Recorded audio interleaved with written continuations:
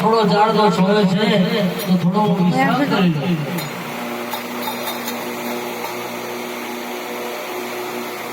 રત્નો જાણીને અહીંયા વિશ્રામ કરવા દીધું. અંગારી રાખી કોકણગઢથી રત્નબેન શગુણાને કંકોત્રી અને તેડું કરવા જાય છે ઇન્દ્રગઢ. રામદેવજી વીરના વિવાહ છે ઘરે, એટલે આ કંકોત્રી બાકી હતી. ત્યારે કુકણગઢની અંદર આવા નાના મોટા કામ આવે ત્યારે પિંગલગઢની અંદર શગુણાને સંકેત થાય છે.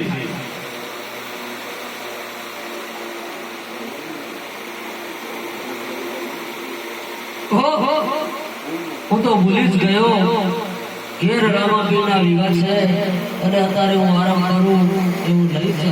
સમય ટૂંકો છે માટે મારે પિંગલગઢની વાટે રવાના થવું પડે.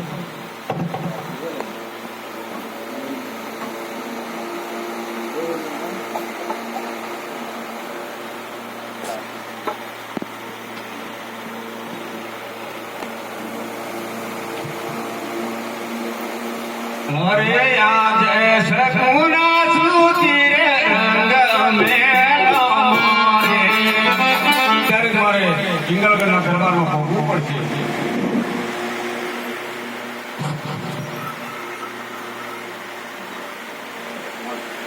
અરે મન કવરે માય પાછી ફેલ વીરા રતના રે.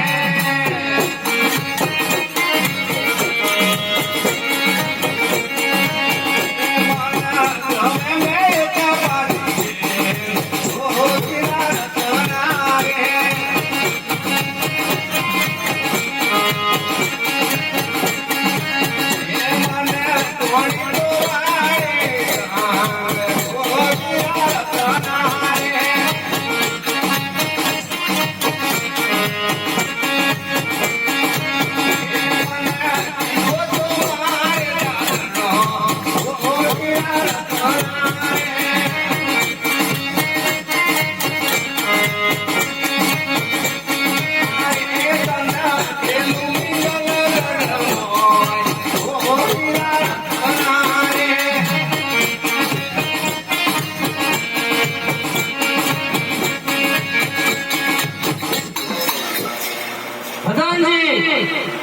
જી મહારાજા ઉભો છો કે જાગો છો? આપણા સૈનિકો ગયા છે. જાગે છે સૈનિકો અંદર પથ્થર મારીને બહાર કાઢી મૂકો ને. કોણ આવ્યો છે અંદર?